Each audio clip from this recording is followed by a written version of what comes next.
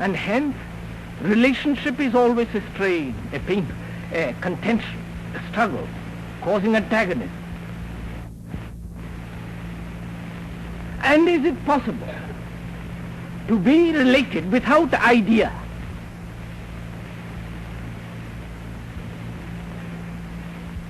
Without this demand, without ownership, possession? Can we commune with each other, which is really a relationship, on all the different levels of consciousness, if we are merely related to each other on a desire, a physical or psychological desire, need?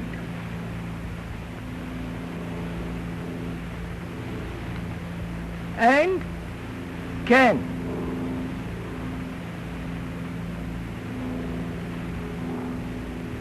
there be a relationship without these conditioning causes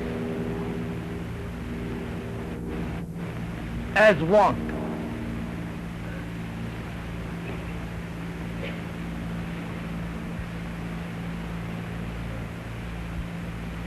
As I said, this is quite a difficult subject and difficult problem.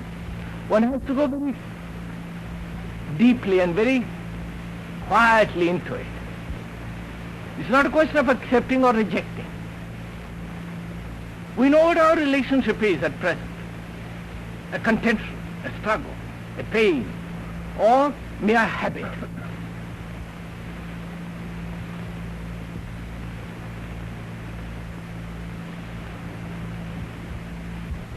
If we can understand relationship with one fully, completely, then perhaps there is a possibility of understanding of relationship with the many.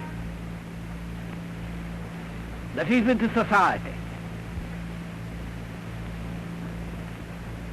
If I do not understand my relationship with one, I certainly shall not understand my relationship with the whole, with society, with the many.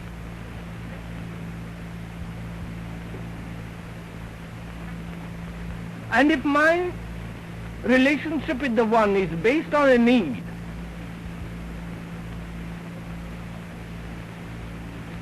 on gratification, then my relationship with society must be the same. Therefore there must be contention with the one and with the many. And is it possible to live with the one and with the many without this, without demand?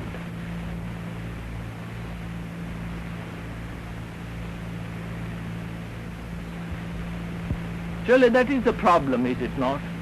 Not only between you and me, but between me and society. And to understand that problem and to go into it very deeply, one has to go into the question of self-knowledge.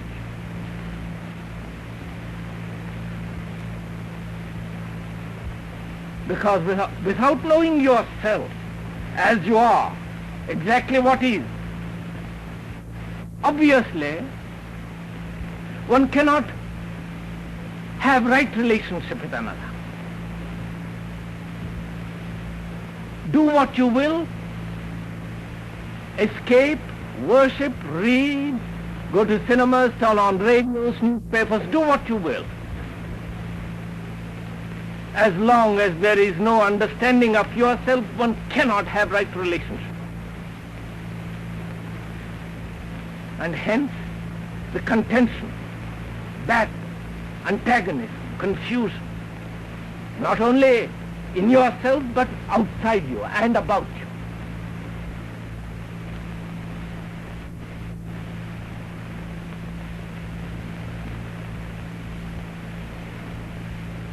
As long as we use relationship merely as a means of gratification, escape,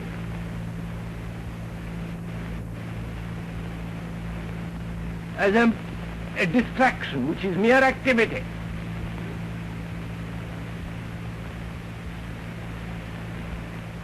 There can be no self-knowledge.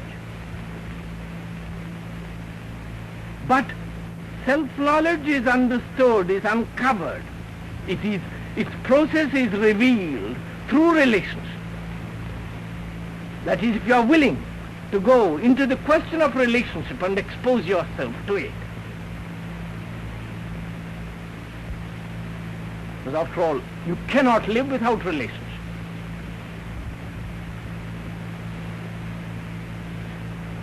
But we want to use that relationship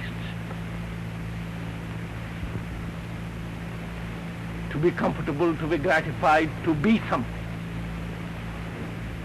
Which means we use relationship based on an idea.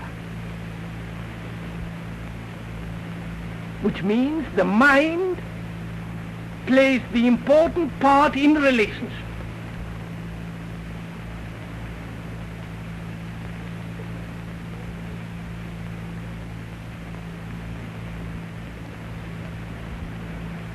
And as mind is concerned always to protect itself,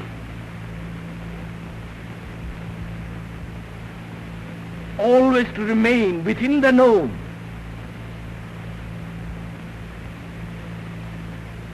it reduces all relationship to the level of the habit or of security. And therefore, relationship becomes merely an activity.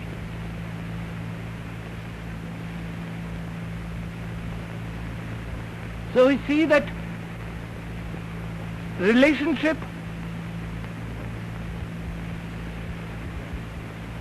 which is, if we allow it, a process of self-revelation, and since we do not allow it, relationship becomes merely an activity which is merely gratifying.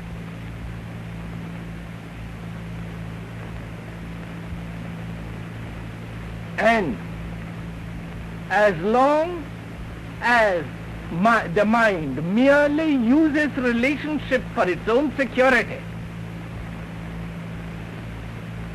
then that relationship is bound to create confusion and antagonism.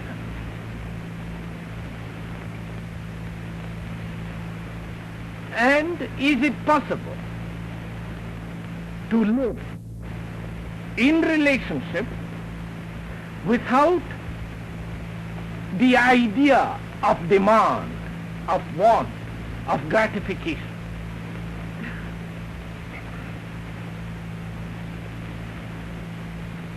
Which means, is it possible to love without the interference of the mind?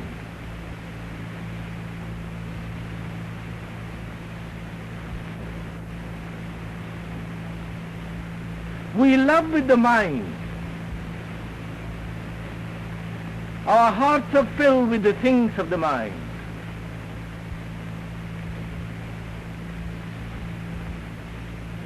But surely the fabrication of the mind is not love.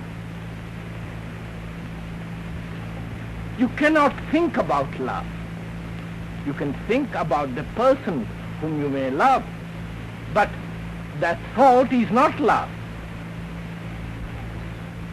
So gradually, thought takes the place of love.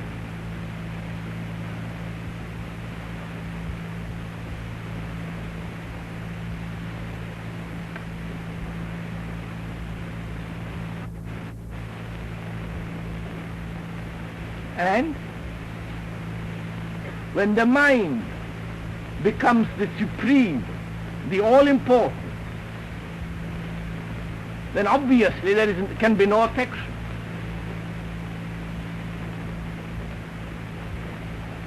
Surely that's our problem, is it not?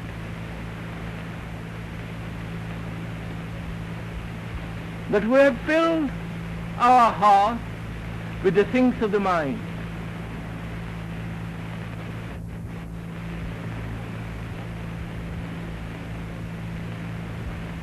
And the things of the mind are essentially ideas.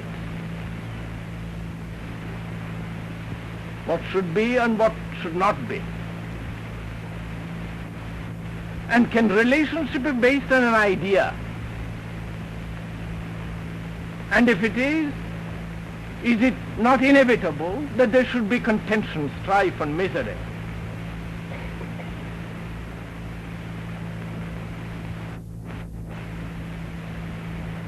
And self-enclosing activity. And if the mind does not interfere, which is extremely difficult, it's not just a determination and not a practice, a discipline.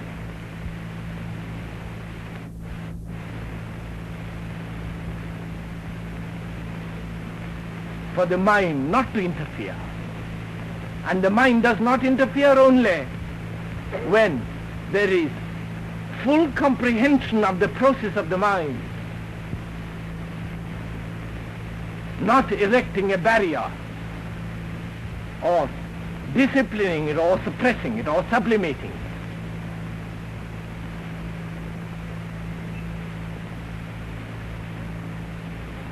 Then only is it possible to have relationships in which there is no contention.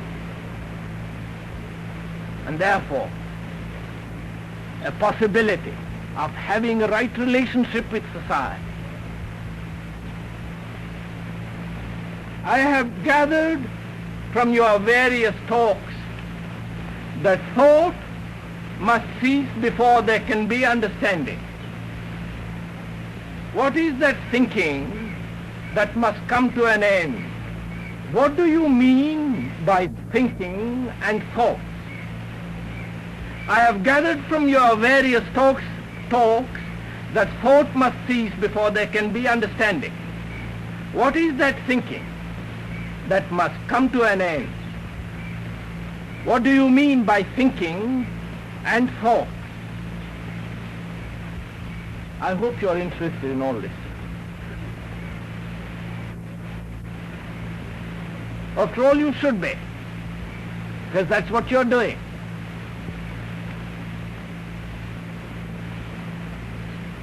The only instrument we have is the mind, thought. And what do we mean by thinking? What do we mean by thought?